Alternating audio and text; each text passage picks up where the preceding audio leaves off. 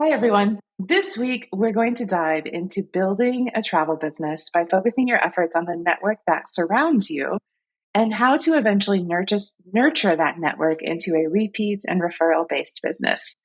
Here with me today to discuss their approach in building their travel businesses based on their personal network are two fabulous advisors.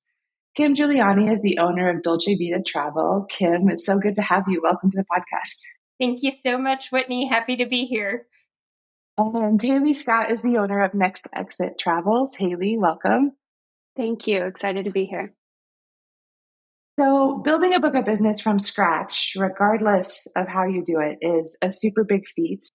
And most commonly, I hear about advisors who do kind of dive into their personal network to kind of get their business off the ground, as opposed to setting up, Google reviews or setting up business profiles online, tapping into SEO, starting on social media. There's so many options. And I would say that the most common one I hear about is I started with my personal network. Have you guys had the same, like a similar experience that when talking with other advisors, sure you hear a little bit of everything, but do you also feel that like the majority or a large percentage of advisors are kind of getting started and building with their personal network? Have you had the same experience? I think so. The, I mean, if you have your own network of people, that tends to be who you talk to first, your friends, your family, whatever, about whatever new Sure. endeavor that you're taking. And Yeah. so I think there's kind of a balance because people think like, oh, I'm going to start with my own network without really taking a look at like, well, what kind of travel do I actually want to sell? And Yeah. does my very best friend fit into that? They may be your very best friend, but they may not be your very best client. So It, it, I mean, yeah, you bring up a point that like is probably something we'll discuss at the end of the podcast is like there's a difference between having a personal network of like people around you that travel and having a personal network that is your defined ideal target client. And it took me a few years, honestly, to understand that like I've got to stop talking to my best friends about my business because they are not my ideal client. But it took me a long time to realize that. Kim, what's been your experience in chatting with other advisors? Have you also found that the vast majority are starting with this personal network approach, or have you felt that there's a little bit more variety in the advisors you've met? I have found that the majority do start with their personal networks, but that sometimes it comes easier to some advisors rather than others. And I think a lot of it comes down to your background before you got into the travel industry. So, for example, I spent many years in the corporate world, and that really helped me in building my business. Exactly. Okay, so we've already come up with like two challenges, so which is very exciting. But before we get into like, yes, this is what we hear most commonly, but there are two challenges of like, does your personal network match your ideal, like the business that you want to build? And what was your experience before? Because this was also a really big challenge of mine, that it was hard to get people to consider me professionally because they still knew me as like a 16-year-old. So like that was a really big challenge. But before we get into those, I want to talk to both of you about how you started your businesses. So Haley, when you began laying the path for Next Exit Travels, did you know right away, like my personal network is going to be my greatest asset? I'm going to tap into this. Like, was there a strategy behind that? Or did it kind of just come about? Like, how did you get started? What was your thought process around how you were going to build a book of business? yeah, I wish I had like, this is what I did. And if you follow this 3-step program, you can also succeed. I do not. Isn't that what we all want? Yeah, I came from the nonprofit world, which arguably people don't have a ton of disposable income in that world. So I did not think that my personal network was going to feed the longevity of my business. But I also know that we work in an industry where we're selling ourselves and it's not a product. And so I know that, I'm trustworthy. People have always known I'm detail oriented. People have always, XYZ, they've known these things about me. So I started very casually because I hate the idea of being a salesman. And I know that's what we are, but Mhm. I don't like like, I don't know even what word I'm looking for, but just like the cringy side of things, where it's like, Yeah. book with me and I'll give you a free something, something. And so I just started letting people know, just, hey, I know we haven't spoken in a long time, via Instagram, via text, of people that I grew up with that I knew were my ideal client base, or whose parents were my ideal client base, just saying, hey, this is what I do. If you're interested, here's my website. And that that was actually really helpful, without being overly like, hey, let me try this out on you, or are you going anywhere? I really want to help. It was just like, here's where I am. Would love to help if you need it. And Did so you that's find you got like an immediate response from that of like, oh yeah, let's do this? Or was it more of just like, did it feel just like you were getting the word out, but it didn't become like an immediate return of inquiries? Yeah, I would say maybe 60-40. 60% was like, oh, cool. I didn't know travel agents were still a thing. And other Yep. people, or it was like, oh, cool. What does this mean? And, we'd have further conversations about it. And then from there, it, the referral part built quicker. But I also made the mistake, which I know you may want to talk about this later, but I, at the beginning, was like, any business is good business. And Yep. I, that is not a true statement. We are going to dive into this more later. Yes, exactly. Okay, so Kim, tell us how you got started. Like when you were in corporate prior to, and then you made the transition over to being a travel advisor. Did you have in your mind like I'm going to build this with my personal network? I'm surrounded by the people who want what I want to offer. Like was it like that, or how was it when you were getting started? Truthfully, I hoped that's how it would go, but I wasn't entirely confident in exactly what would happen. I I felt that I had a fairly strong personal network because of all the years I spent in the corporate world. I was in tax accounting and data analytics for over 12 years, and I made Okay. connections with colleagues who I felt would travel in the way that I was hoping to sell. Mhm. And so, luckily, ever since I launched my business, I was fortunate that it has been pretty much nonstop inquiries. So my network has been huge in that. So they came through. Yes, they absolutely came through. That's amazing, honestly. Because some of the advice, like many of the advisors that I hear who just like, phew, like exponential growth, it's super, super fast, almost to the point that some advisors can't handle that growth because it's just like, holy crap. It is because there's a personal network involved. And then it Right. just like spreads like wildfire. So it's like if you have that and if you tap into it appropriately, it's fabulous, but not everyone necessarily has it. So, how did you communicate with them with your personal network at the beginning? Kind of say, I'm no longer in tax accounting and data analytics. Now I'd like to plan your travel. You should trust me with all your time and money. Here's my website. How did you communicate all of that at the very beginning? So essentially, I created a graphic to launch my business on social media. I posted it on Instagram, Facebook, and LinkedIn. And I I originally thought that many of my first clients would be close family or close friends, and that was not necessarily the case for me. It actually ended up being a lot of former colleagues. Many of those were Okay. coming from LinkedIn, where even colleagues where I hadn't talked with them in 10 years, they happened to see what I was doing on LinkedIn and they said, oh, we have this trip coming up to Europe. Can you tell me about your business? And it really just spun off from there. That's amazing. I think that's really like what everyone hopes. So the fact how long have you been in business now? Just about 3 years. Okay. Wow. That's fabulous. I feel like mine was not as smooth as either of yours, so maybe I should share that to give people some hope. I think so. I did not have the personal network. I mean, I was like, I know people, my parents know people. I hope that this like word gets out. But I didn't have any concept or understanding of like what is a personal network and how do I evaluate that personal network to understand if they are like might be a potential client or not.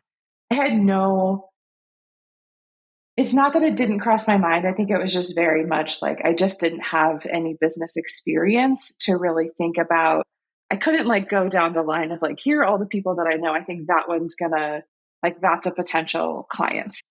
I just like didn't have the information that I needed to really do that. So it was more of like, do I have people that will trust me to plan their trip? And I was like, I think I do. And then that's all I knew. Whether they were ideal clients, whether they were going to actually ask for something that I wanted to plan. Like I was in that very challenging, like any business is good business, like Haleigh mentioned, I was in that very challenging cycle for a long time because I didn't know how to get out of it or how to turn down requests, how to identify a good or a mediocre or a bad request, or just one that wasn't a good fit, let's say. And so I think that by tapping into my personal network, that's what I did, but I feel like I did it like all the most inefficient ways possible. Like I think I could write a book on like here's how not to build your business on a personal network.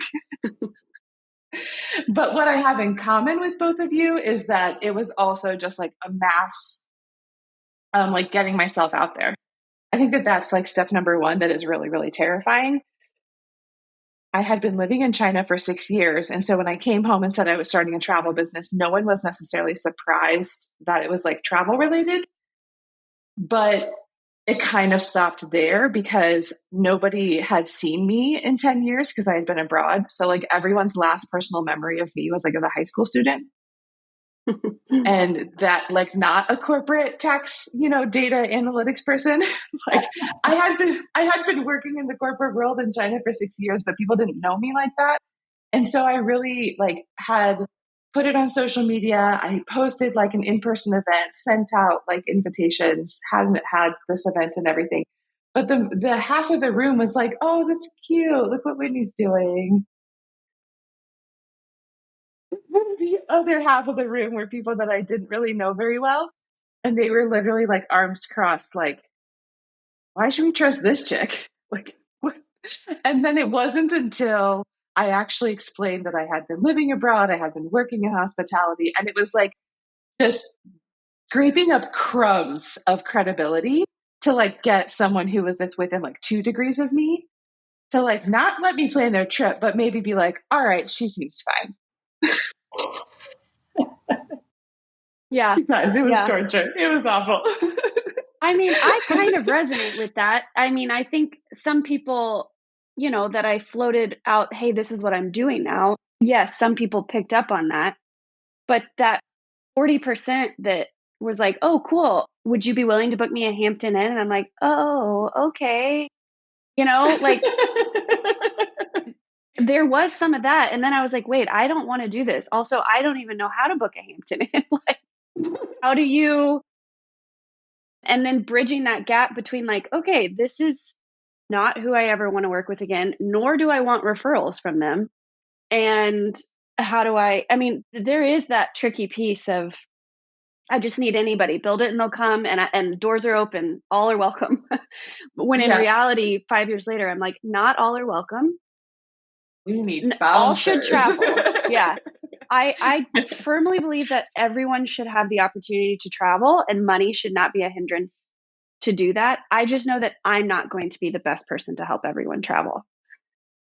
Okay. And it took a while for me to be okay with that without feeling like I was shaming people or, telling them they weren't good enough, which is not what I was telling them. But I had to get over that hump of like, okay, I am not a bad person for saying no to this. It's a hump of like us personally getting over the mentality of like, we can say no and it can be okay. And then finding the words to communicate and articulate that in a way to clients that is sometimes in person and sometimes over email that like, it also takes a lot of finesse, right? Of like, how do Yeah. we say this in a way that we truly mean we're not the best for you, but we don't want them to read it like, I'm not spending enough money for you to care about this trip. Like, that's not what it's about. It's like, Right. yeah, yeah. So let's dive into challenges because I feel like we've all said like, yeah, personal network referrals. We all have great, thriving businesses today, but like it didn't start easy whatsoever. Kim, it feels like you had a pretty quick influx of inquiries. What what felt like the greatest challenge to you within like the first 12 months? The greatest challenge for me was definitely setting boundaries. I am a people pleaser at heart, and saying no to somebody feels very uncomfortable for me. It took me getting around a year to a year and a half into my business to feel that I was really already approaching the point of burnout. And with where I was at financially in my business at that point, I didn't feel that it was the right time to bring on an employee or support. I was still in the process of getting everything established on my end. And so it led to me making some really significant changes in my business, both in terms of becoming comfortable implementing those boundaries to protect my sanity, and also Yep. in the types of trips that I was willing to take on because I started to recognize I cannot do it all. Did you, at the very beginning, did you have kind of a any business is good business mentality as well? Or what were the types of boundaries that you realized to protect my sanity, these need to be implemented yesterday? At the beginning, I definitely had the mindset that any business was good business. I knew I had a longer term goal for my business, that I eventually wanted to be focusing largely on travel to Europe. That is really Okay. my passion and where my love of travel came from. But I felt that it didn't necessarily feel right to start a Europe only business right off the bat. I feel like I needed to gain that experience in general first. Okay. I'm curious to know, 2020 hindsight, do you still feel that way? Like if you went back and started over, would you start just focusing on Europe? Probably yes. One thing I learned was because I did take on so many different types of requests at the beginning, it became so much more challenging to undo those expectations in the minds of past clients who kept coming back to me. And because I didn't have certain boundaries in place from the beginning, it's a lot harder to shift that mindset to get somebody to Right. understand this is how I work now. So it's interesting that you mentioned this because in our most recent calls for the Advisor Accelerator, this was brought up about how to start your business, how to communicate with clients, how to identify your ideal target client, all of these things.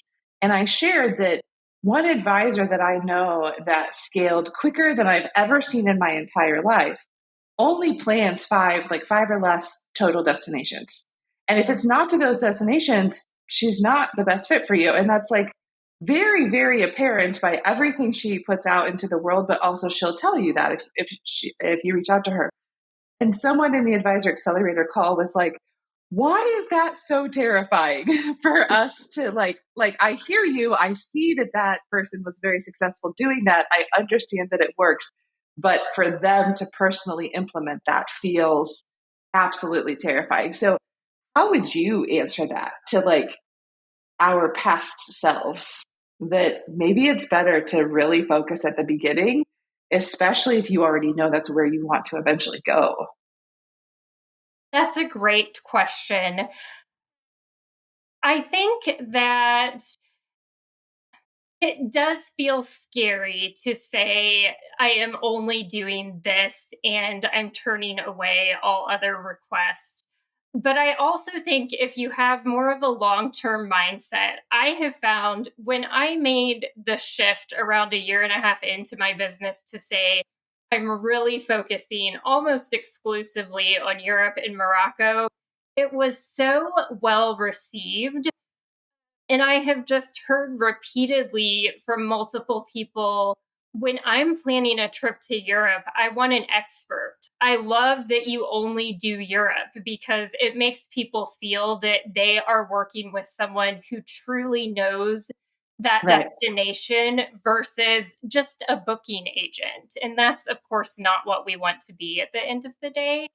And right. so I think my advice would be to have confidence in the fact that although it feels a little bit scary in the beginning, I think you really can establish yourself as an expert faster if you are spending your time focusing on a smaller set of destinations. So when you receive an inquiry now that is not Europe or Morocco, how do you handle it? My website, although it's down at the moment because I'm in the process of redesigning it, my website has been pretty clear that I design travel to Europe and Morocco. I have still had some past clients come back to ask me to plan other destinations, and I typically handle that on a case by case basis. So I have some really great clients who travel multiple times a year. I love working with them, and I know that they're a good match for my services in terms of price point and their style of travel. So occasionally, if it's a destination where I have either personally experienced it or I had experience planning it in the past, I will sometimes take on those requests for past clients. Typically, Hmm. if it's a new client, I'm only taking on Europe and Morocco Yep. requests. And do you refer them on? Do you just politely decline? If it's just, how do you generally say no, but also feel helpful?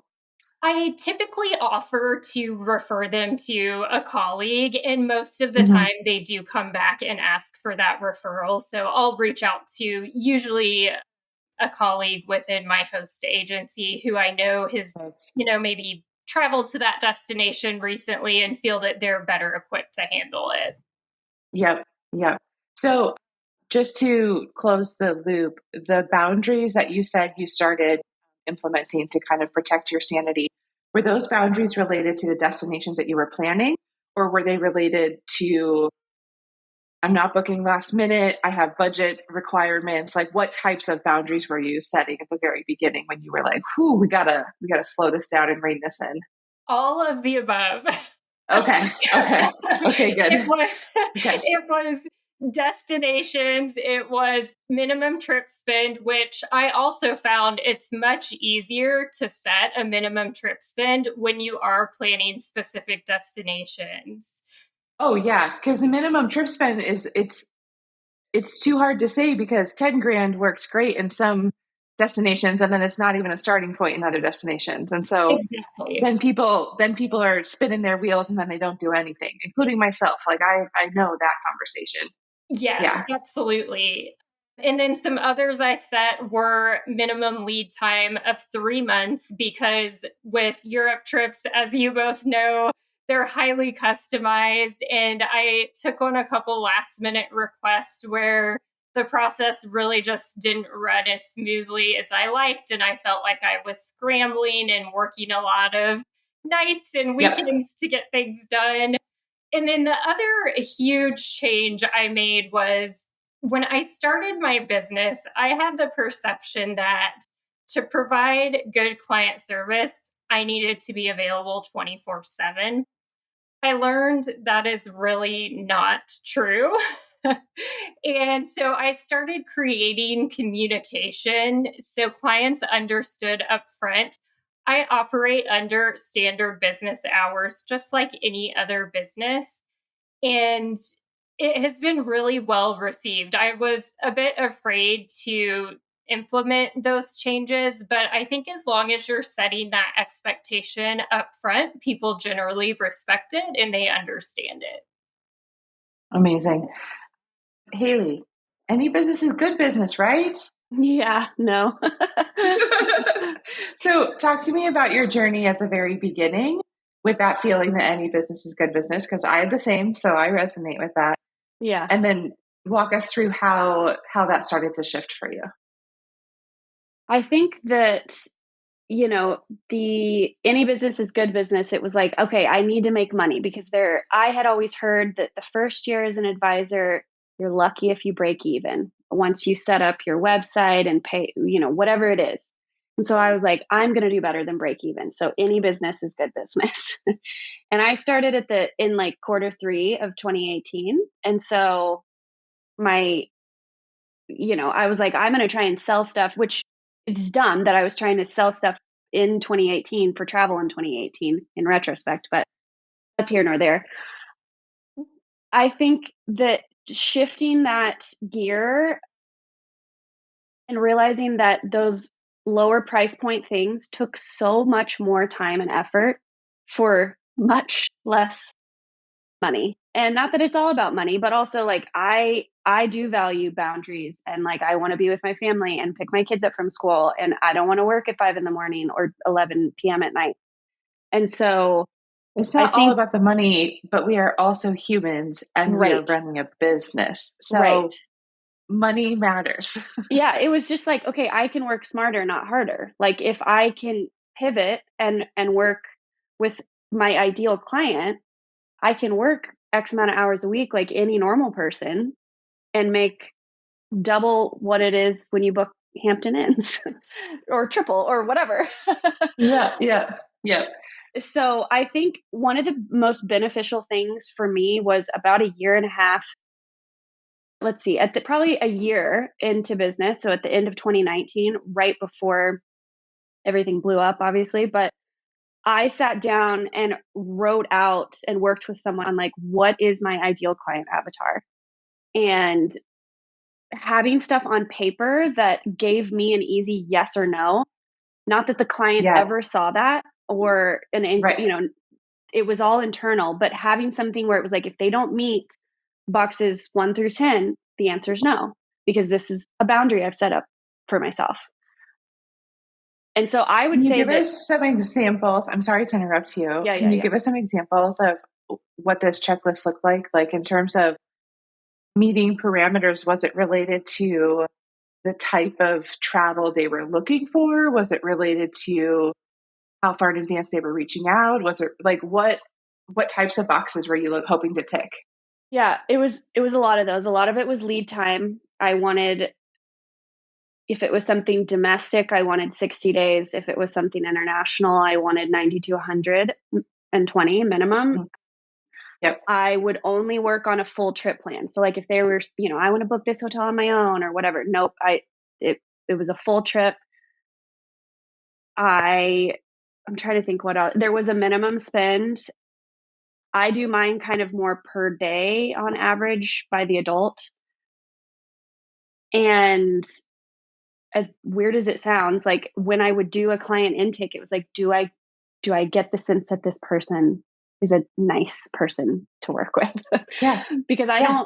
I have fired probably less than 5 clients, but if they're not kind people, I can't be bothered. I don't want to put them on suppliers, on hotels. I think that's a poor reflection of myself. And I just, so some of it was just like, do they seem like good people? Yeah. I think that's a good box to have. That's fabulous. Yeah. And some of it too, it's just like kind of getting a sense of how are they wanting to travel? Is it, hey, we just need a hotel, and can I tell they don't value like experiences and kind of the bigger picture of travel? Because for me, that is, if you're just in it to say that you went to Rome or to say that, you did wine tasting in Tuscany or whatever, those are not super exciting for me to plan, and they don't feel as fulfilling. And so getting a sense Mhm. of that on a call, as subjective as that is, was easy for me to be like, Right. meh, I don't know that this is a great fit. So, what percentage of discovery calls do you have that even if they have the budget, the lead time is there, the destination that they've chosen is there, all these things, but then you're like, this Yeah. doesn't feel like a good fit because more of like a personal, like not that they're rude, but maybe what they're looking for is not something that fills your cup. Like, often are you like, I don't think so. I don't think Yeah. this is a good fit. It's not that often anymore because everything is so referral based. Everyone that I do work with, they're nice and lovely people and they are my ideal clients. And so they're typically referring me to other ideal clients. But I think maybe at the end of 2020, beginning of 2021, I would maybe turn away 15% after a Discover call. But I also have an intro email ahead of a Discover call that kind of outlines a lot of things that allows people to self-eliminate before a call. So Sure. being able to, for lack of a better term, weed out people before we even get to the call has been helpful and a time saver because they can just choose And not to this, email me back. at this point, I'm selfishly asking because once I get to the point of having a call with someone, I am not really good at being like, I don't think we're a good fit. How do you? Because I don't have the courage to do it. I don't feel the need to do this often. So this isn't something that is like Yeah. consistently a problem, but I'm like, do you do this like follow up by email? Like, do you do this in person? Like during the call? Like, can you paint a picture for me how you do this? Yeah. So if I get the sense during the call that I don't know if I want to do this and I don't want to commit to something on the spot that I end up wanting to kick myself for later, I kind of just say like, hey, thanks so much for taking the time to chat. We really pride ourselves on the level of service we provide to everybody. And so if you'll allow me a couple of days to speak with my team, make sure we have ample space in our portfolio for you. We really want to make sure this would be a great experience. So let me get back to you. And then at that point, I mean, typically, again, this very rarely happens at this point, but Yeah. a day or two later, it's like, hey, again, thank you so much for your time. Based on our current bandwidth, I kind of phrase it as it's not you, it's me. Like, Yeah. and just say, based on our current bandwidth, this doesn't feel like something that would be a great fit for us at this time. However, let me offer to connect you to XYZ. Mm-hmm. So it's not often, but I think in the long run, it's helpful for me to not. I like to have things that fill my bucket. I just can't do the things that are Yeah. mentally draining all the time. No, I think it's really, really important to kind of talk through this because even if it doesn't happen often, even if it's like once a year, twice a year, just feeling empowered as business owners and as travel advisors, and as most of us are people pleasers, feeling empowered with the idea that we don't have to say yes. Even if they got through all of our boundaries and our checks, they completed our forms, they scheduled a call, like they're following everything as we've asked them to. At any point in the experience, if it doesn't feel right, we still can change the trajectory of that conversation Yeah. because as business owners, the power is in our hands, right? And sometimes I feel guilty. Like if you haven't paid a fee, it's a lot easier for me to kind of walk away. And if you have paid a fee, sometimes I do feel like I owe them something. And the way that I have removed that is I refund them. We're good here. Like this no longer feels like a good fit, you know? So I think that thank you for sharing that, even if you don't have to, like, you feel like you don't have to tap into that very often, because I think it is really important that regardless of how you're building your business, we should never feel like we're forced into doing anything that we don't want to do. Yeah. Somebody likened it to the idea of like an interior designer, and you can have an exceptional interior designer, but if you really want, I don't know, farmhouse chic or something, and they specialize in like traditional, transitional modern or something, Yeah. they will say, I'm not the best fit because I don't know where to find all the chipped paint little tchotchkes that you want in your house. Yep.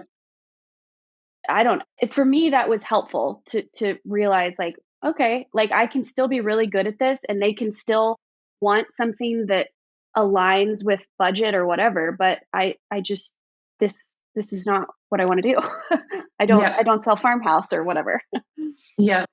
So you went through a very, very detailed process to kind of outline who is your ideal client and what are the parameters you want them to meet and what are your boundaries, which is amazing. I kind of want to learn more about that as well. Or just kind of, I'm sitting here thinking of like a checklist of like, if we were to start over, even building our business with our personal network as we have, like, what is the checklist we would want to run through of like, because I say all the time in the Advisor Accelerator, I think that boundaries when you're starting a new business feel terrifying because they feel limiting, right? But no boundaries at the beginning, or like any business is good business, is not the way to start. That is the worst way you can possibly start.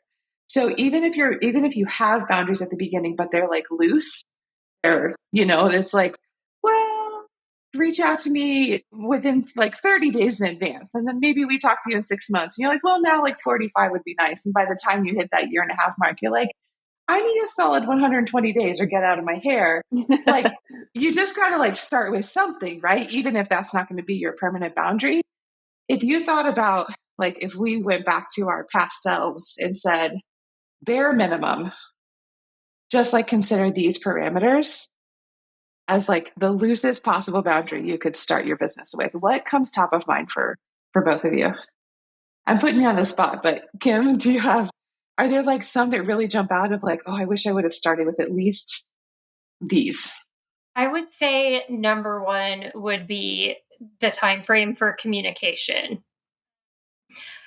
I decided to implement a change in my business when I received emails from two different clients on a Friday night, and I had emails from both of them Saturday morning asking why I hadn't responded yet because they were so used to me responding very quickly. And after Wow. that situation, I realized it is up to me to let people know I am not available around the clock. So that would be my number one, to not feel that you have to be available 24/7. You are a person with a life. Yes.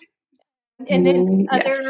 the other main boundaries that come to mind for me would be the minimum lead time, the minimum spend, which, as we discussed, can be a little bit of a challenge if you're planning the whole world. Those would be my main three. Mm-hmm.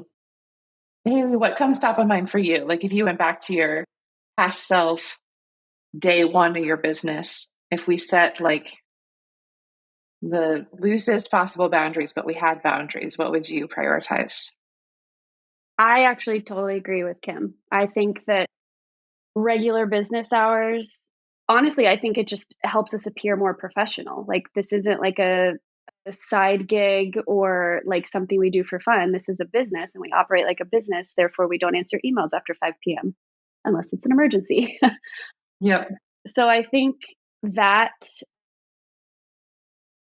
that for me is number one. And I know when you're starting a business, it is a hustle. Like, you are hitting the grind and you don't make money immediately and whatever. And so it feels like the more you work, the more like return you'll get for your time. But I just don't Right. think that that's true outside of, unless you're working on like, I'm setting up a website after hours or whatever, but interfacing with clients after those Yes. regular business hours, I genuinely do not believe that there's like a return on your time for that. Agreed. The hustle won't go away, but there's a whole lot of things you can hustle on to support your business that is not Yeah. client communication. Yeah. Yeah. Agreed. Hmm. So, and then I would also say a minimum spend. I think had I implemented that from the beginning, it would have just kind of alleviated a lot of headaches and annoyances. I think something that could be, I didn't do this, but I think that newer advisors, if they kind of said, hey, where do I want to be in 5 years, and write out like a dream scenario, and then how do you work backwards from there? So if that's where I want to be in 5 years, where do I need to be in 4 and in 3 and in 2? So where do I need to be in 6 months? Not just from like a revenue standpoint, but like, if you want a team, that means you've got to, at this point, hit a certain revenue, but that means that you need this many clients, which means you may need to, whatever it is. Yeah. I think Yeah. that if you I was not great about forward thinking because it was like I'm just keeping up with the stuff that's rolling in at the minute. Yeah. I also had a similar mentality of like, I don't know what's going to happen in 6 months. So how can I set like a 5-year vision? So I love the idea in theory of like looking ahead and then working backwards. And I can do that today. Do you feel that you could have done that in your first 6 months of business? Not by myself, no, but I think places like the Advisor Accelerator, I think even if there was like, I'm throwing a whole other wrench in your program here, but like if newer advisors were paired with She's just veteran inventing new advisors. offerings for the Advisor Accelerator. Yeah, no, We're going I to just mean recruit like if Haleigh to lead this division. I do think that if I had someone that was 5-10 years down the road and to be able to just ask Agreed. questions and then say like, no, here's maybe something that you should think about. Like maybe don't invest $1,500 in these mailers that are going out because statistically you're not actually going to get any great business from that or whatever. Yeah, yeah, yeah. And so kind of like a mentorship. Long story short, no, I could not have done it myself. Had someone walked me through it or had there been like a template for it, I think it would have been extremely beneficial. But yeah, that's what I'm thinking about as well, is that I also would not have been equipped to do that by myself. But had had there been a person or even just here are 10 questions you should consider. Like Yeah. that alone would have been like, oh, okay, do I want to sell Europe only? I don't think so. So then what are the other options? Like at least some sort of like vague guidance probably could have gotten me somewhere that probably wasn't the final 5-year vision that I would have stuck with, but at least would have gotten me somewhere. And then you can work backwards.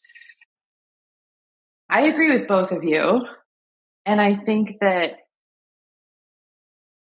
the one additional point that it's like I couldn't really have even set this boundary because I don't think that I yet myself was knowledgeable enough, but because it took me a long time to get to this, of just like understanding that what I was aiming to sell was 4 and 5 star. And that kind of goes hand in hand with the budget, but it's not only about the budget. It is being able to identify an inquiry coming in and talking to them about what they're looking for and talking to them about the level of service that they're looking for. And regardless of whether they say we'll spend 10, 15, 20K, the number doesn't matter if what they're ultimately looking for is not like a 4 or 5 star experience. And so that's like an asterisk, I guess, to the budget that I would include of like really understanding, are you looking to sell like group tours? Well, there's a Mm-hmm. whole spectrum of group tours. Are you looking to sell cruises? Well, there's a whole spectrum of cruises. Are you looking to sell like custom itineraries? You can do self-drive to national parks. That was one of the first trips that I planned. Oh, that was a lot of work for no money. And you can do like really high-end custom things. So like it doesn't really matter what you want to sell. There's a full spectrum. So it's like identifying what you want to sell, where on that spectrum you want to focus, and then understanding how budget comes into play for that. Felt like the missing puzzle piece that took me too long to figure out. Yeah, I totally agree. And being able to explain to clients that the our knowledge base is in that 4 to 5 star realm, and that's where our Yes. relationships lie.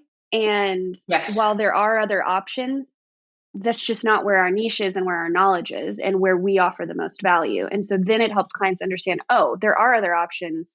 She's just not going to be Yes. valuable to me in this experience if I'm looking for those. Exactly. Exactly. Exactly. So on the budget question, one of the biggest questions I hear is like, okay, set a minimum budget. How do you know what a minimum budget should be?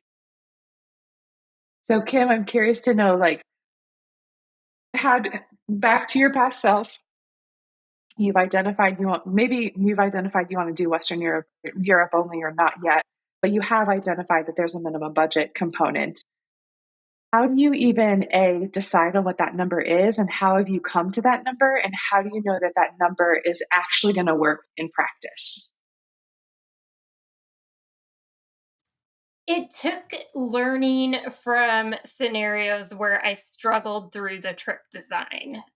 So, one of my early clients, the daily per person spend they had, I would never take on that request at this point in my business. They had a great trip, but it took me piecing every part of it together. And with the amount of time I invested in it, I learned pretty quickly from that experience that I want to be working at a price point that realistically allows me to work with a DMC. It just makes the process so much smoother on my end. And I have the comfort of knowing that my clients have local support while they're traveling in Mhm. Yeah. a destination, which is really important to me. I did take some time when I decided to implement a minimum spend. I took some time and just did some reporting on the destinations within Europe that my clients were traveling to, if it was, a family of four versus a couple, and what the average per person per day spend was coming out to. And then I took a look at that and considered this trip was a challenge to plan for these reasons, and I'd rather avoid that in the future. So I know I need to set my minimum higher than that point. And Right. a pretty clear theme started evolving as to the minimum realistic point from that reporting that I put together. So it was kind of trial and error, saying yes to something, then coming back around thinking, was that enjoyable? Was that doable? Was that a challenge? Do I want to do that again? And then kind of landing on a number from experiences that, were all along the spectrum of enjoyable to never again. Yes, that's exactly right. Perfect. Haleigh, how, if we went back to past Haleigh and you were like, okay, I'm setting a minimum budget because this is a boundary that is important, like, how do you now think of how to get to that number, how to even consider what's realistic? And there's a difference between what's realistic and what's ideal, Yeah. right? Because there are things you can do, but that still might not fully like fill your cup of things that like Yeah. get you excited. So how do you wrap your mind around what a minimum spend or a minimum investment should be? I kind of set mine up as, instead of a full trip spend, saying like I require a minimum starting point of X amount of dollars per adult per day. And it's all drafted in like an introductory email, which at that point I already know where they're interested for the most part in going, because they will have filled out like a form. And so if it says Italy in June, I will bump the number up in the email a tiny bit. If it says like Slovenia in October, I'll leave the number where it is. Yeah, yeah, yeah. So I think for me, having a starting point, like having it listed as there's a minimum starting point of this amount per adult, is helpful, because then on the call I can say, hey, I know my email said this. Based on everything that you're telling me that you want to Right. experience, you're actually talking about this number. How does that feel to you? Yeah. And then they either go, this feels horrible, or okay, great. So yeah, I mean, I think it's different, because you're right. Like if someone's going to Hawaii over festive, that's a really different number than like Turks and Caicos in July. So despite them So how both do you being beach even, destinations, yeah, how do you even get to what you feel the number should be as a starting point? I don't have a great answer for that, other than I just know that at the end of the day, so I tell people right now that a minimum starting point is $850 to $1,000 per person per day. And I sometimes will adjust that if I know a location well enough and the time of year that they're wanting to go. I can flex that, up or down as needed. I just, because honestly, I mean, I know since everybody that we're working with is repeat or referral, they kind of all, I mean, 91% of my clients are that. And so they kind of all fit within the same, you know, group subset of people.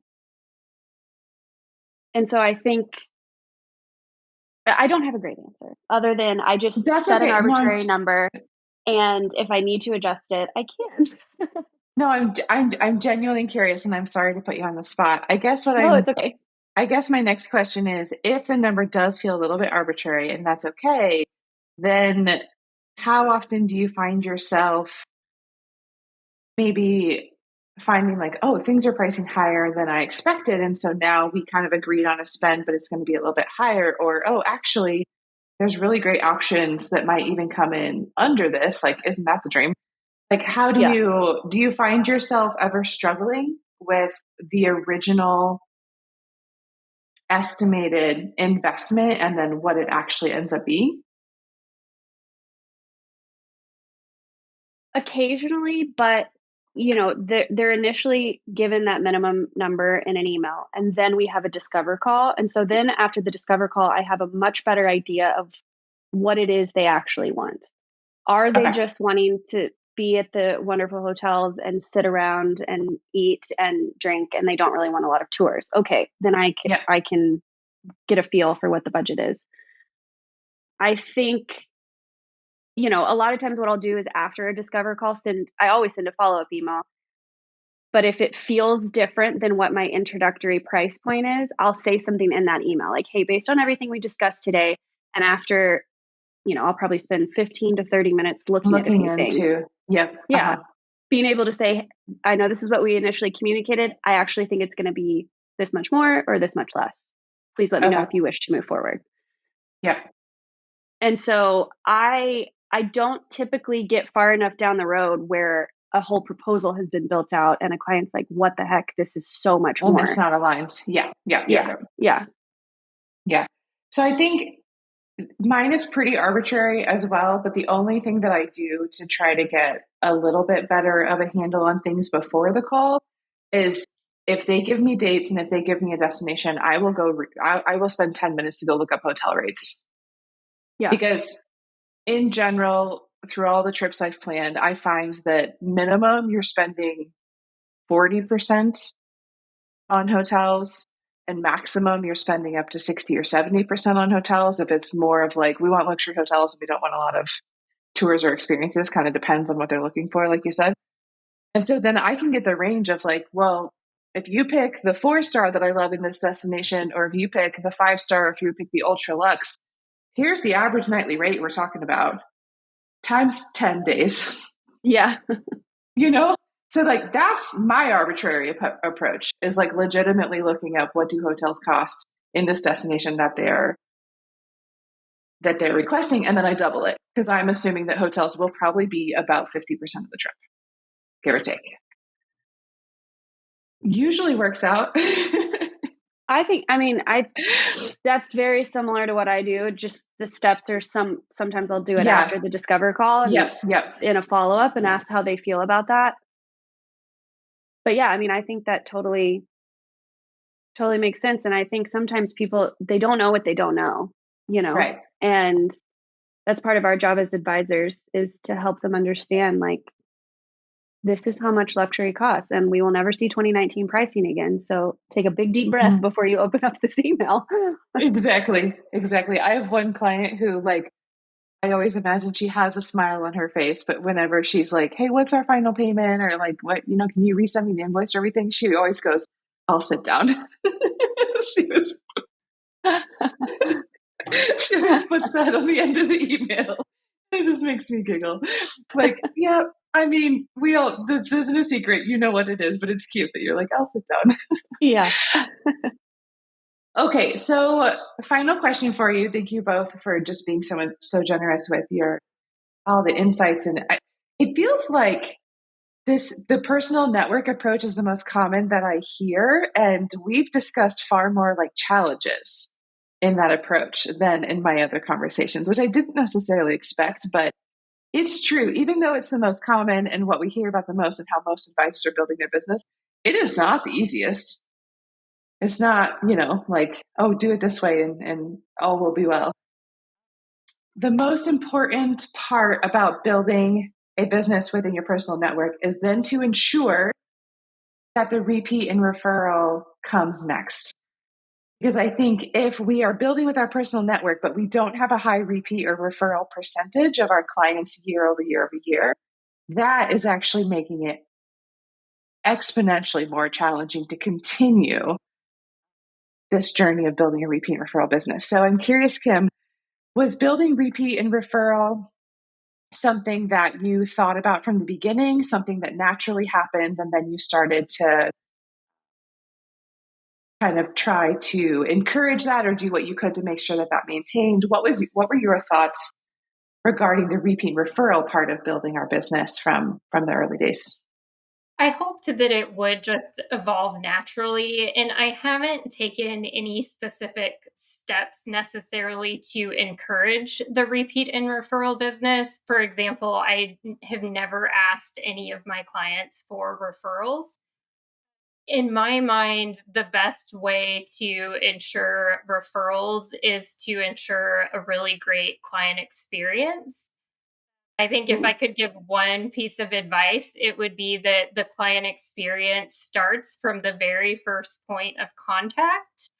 And I feel that the communication and the process leading up to the client's departure is equally, if not even more important than the travel experience itself. I know from my own personal experiences, when I've been disappointed working with a service provider, it almost always stems from lack of communication. So I think that's just the biggest thing that I would focus on in trying to ensure that repeat and referral business. Amazing. Haleigh, what has been your experience with building a repeat referral? I know you mentioned 91%, so that's a tremendous accomplishment. Congratulations. Is this something that you were super aware of from the beginning and that you were working toward that, or did it kind of come and then you started thinking about it later? The latter. It came and I really started thinking about it later. I think, one of the biggest things that, back to what Kim was saying with communication, I kind of a back office word that I have kind of taped up is comforting intuition and trust. And those are things that I want my clients to experience when working with me. And to me, if there is a mutual trust between both of us, that just kind of lends itself to like, oh my gosh, I had this great experience. Let me tell you about whatever it is. When people have a great experience, they typically share about it. I mean, also when they have a negative one, but hopefully those are few and far between. And so I think too, the other big piece is I've had a few clients specifically ask, can I give your name out? Which I always say, thank you so much for asking. Yes, you're welcome to give my name out. Here are some things that I might share with whoever it is. And so they're like, oh, wow, Yeah. this is really helpful because I was going to give your name to this person, but they wouldn't be a good fit. And Yeah. so I have found that when people ask that, being very just direct and clear with, you can, but here's what I would prefer you to say, it's very well received. And then Yeah. they don't feel like an idiot too if they're referring somebody to you and then I tell that person no, and then they go back and they're like, your lady told me no.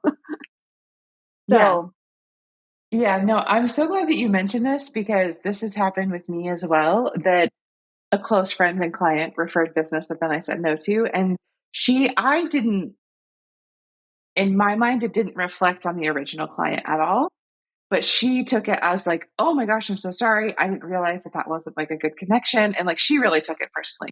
And so yeah. then that's when I realized the way that you communicate it, like, yes, thank you. And here are like, what I'd like you to share.